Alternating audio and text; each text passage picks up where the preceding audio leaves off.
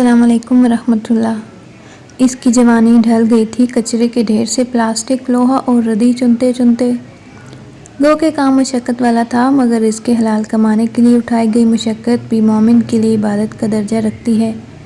یوں ہی اس مرد مومن نے بھی اپنی مشقت کو عبادت سمجھ رکھا تھا۔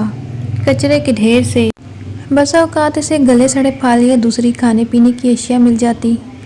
وہ خود ایسی چیزیں اٹھا کر کھا لیتا اور جو کچھ بھی ملتا اس میں سے آدھا کھاتا اور باقی کا آدھا بچا کر رکھ لیتا تاکہ اپنی بیوی کو کھلا سکے، مگر بچوں کو کبھی اس نے کچرے کے ڈھیر سے اٹھائی ہوئی چیز نہیں کھلائی۔ اس کے ساتھیوں نے ایک بار اس سے پوچھا تھا کہ تم کچرے سے اٹھا کر جو بھی چیز کھاتے ہو آدھی بچا کر کیوں رکھ لیتے ہو؟ کیا بچوں کو دیتے ہو؟ اپنے ساتھی کا سوال سن کر وہ مسکرایا اور مسکراتے ہوئے جواب دیا کہ باقی کا آدھا بیگم کو دیتا ہوں، بچوں کو کچرے کے ڈھیر سے اٹھا کر نہیں کھلاتا۔ میرا خود سے عہد ہے کہ بچوں کو محنت سے کما کر کھلاؤں گا، گلا سڑا بچہ کچا اٹھا کر یا مانگ کر نہیں۔ اس کا جواب سن کر اس کے ساتھی نے مشورہ دیا کہ پھر جو کچھ بھی ملے خود پہلے نہ کھا لیا کرو، بلکہ جا کر بیگم کے ساتھ مل کر کھایا کرو۔ ساتھی کا مشورہ سن کر وہ ایک بار پھر مسکرایا اور مسکراتے ہوئے جواب دیا، بیگم کے ساتھ مل کر نہیں کھا سکتا، اور بیگم کے ساتھ مل کر نہ کھانے کی وجوہات بھی ہیں کہ ایک تو بیگم کے لیے اچھے ذائقے والا پھل لے کر جاتا ہوں، دوسرا اس پھل یا چیز کا خراب حصہ میں کھا لیتا ہوں تاکہ میری بیگم کو نہ کھانا پڑے، تیسری اور سب سے بڑی وجہ یہ ہے کہ میں اس لیے بھی ہر چیز پہلے کھا لیتا ہوں تاکہ کوئی زہریلی چیز نہ لگی ہو، اگر کچھ ایسا ویسا ہو تو میرا نقصان ہو جائے، میری بیوی بچ جائے۔ اپنے ساتھی کی باتیں سن کر دوسرے دوست حیران رہ گئے تھے۔ اس کا نام اختر شیر خان تھا اور اس کی عادت تھی کہ وہ ہفتہ بھر علاقے میں گھوم پھر کر کچرا کنڈیوں سے لوہا، پلاسٹک اور ردی وغیرہ جمع کرتا رہتا تھا۔ جمعرات والے دن وہ جمع کیا گیا سارا مال بیچتا اور ان پیسوں سے گھر کا راشن لے کر آ جاتا۔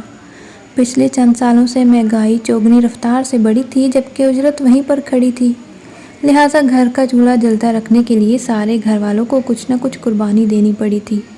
فیصلہ یہ ہوا تھا کہ بچوں کو 3 کی بجائے 2 وقت روٹی ملے گی، جبکہ وہ دونوں میاں بیوی 2 کی بجائے 1 وقت روٹی کھائیں گے تاکہ بچوں کا پیٹ بھر سکیں، ورنہ اتنی محدود آمدنی چولہا جلتے رکھنا ممکن نہیں تھا۔ آج کے دور میں کڑی محنت کے بعد بھی ایک مزدور کے گھر میں کئی بار فاقہ ہوتا تھا۔ اس کے ساتھ بھی ایسا ہی ہو رہا تھا۔ کئی بار بچوں کو بھی پورا دن بھوکا رہنا پڑتا اور بھوکے بچوں سے نظریں نہ ملا پانے کی وجہ سے اختر سارا دن گھر نہیں آتا۔ وہ دہلیز سے باہر چھپ کر انتظار کرتا۔ بھوک سے بلکتے بچے جب روتے روتے تھک کر سو جاتے تو وہ گھر میں داخل ہوتا۔ 2 سال پہلے کی بات ہے کہ ایک بار جمعرات والے دن اختر اپنا جمع شدہ سامان بیچ کر گھر واپس آ رہا تھا کہ 4 ظالم ڈاکوؤں کے ہتھے چڑھ گیا۔ ڈاکوؤں نے اس سے رقم چھیننا چاہی تو اس نے مزاحمت کی، کیونکہ اس کو ہتھیار سے زیادہ تکلیف بھوک سے بلکتی سگی اولاد کی آہوں اور سسکیوں کی تھی۔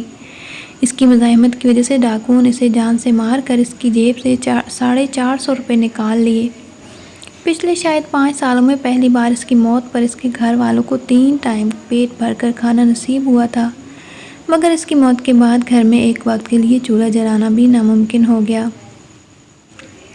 گھر کی بڑی بیٹی نے ماں کے ساتھ مل کر گھر کی ضروریات کو پورا کرنے کے لیے محنت شروع کر دی، مگر جلد ہی ان کو اندازہ ہو گیا کہ شریف عورت کے لیے رزق کمانا اتنا آسان نہیں، لہٰذا چل پھر کر رزق کمانے کی بجائے انہوں نے لوگوں کے گھروں میں کام کرنا شروع کر دیا۔ ان میں سے بھی ایک گھر کا مالک درندہ صفت نکلا۔ اس نے معصوم یتیم بچی کی عزت سے کھیلنا چاہا اور ناکام ہو جانے پر دونوں ماں بیٹی پر چوری کا الزام لگا دیا۔ اہل علاقہ اور چند دوسرے بھلے لوگوں کی وجہ سے ان کی جان پولیس سے چھوٹ گئی، مگر ان کا اعتبار کرنے کے لیے کوئی تیار نہیں تھا، یہاں تک کہ جوانی کی دہلیز پر قدم رکھتی یہ بچی 4 روز سے فاقے کی حالت میں رہنے کے بعد مر گئی۔ لوگ سچ کہتے ہیں عورت فطرتاً ماں ہوتی ہے۔ جب بچی کو اپنی موت سامنے نظر آنے لگی تو اس نے اپنی ماں کو مخاطب کر کے وصیت کرتے ہوئے کہا، میں مر جاؤں تو مجھے دفن نہ کرنا، میرا گوشت ابال کر میرے بہن بھائیوں کو کھلا دینا۔ اختر کی موت کے بعد جب اس کی بیٹی کی موت پر بھی اس کے بچوں کو 3 وقت کے لیے پیٹ بھر کر کھانا نصیب ہوا تو معصوم بچے اپنی ماں سے اپنے بہن بھائیوں کے نام لے کر پوچھ رہے تھے کہ ماں اب فلاں مرے گا تو ہمیں ڈھیر سارا کھانا ملے گا، پھر فلاں مرے گا تو ہمیں ڈھیر سارا کھانا ملے گا۔ چند سال کی معصوم بچی نے باقیوں کی دیکھا دیکھی اپنی توتلی زبان سے کہا تھا، جب میری ماں کو بھوک لگے گی تو میں مر جاؤں گی تاکہ میری ماں روٹی کھا لے۔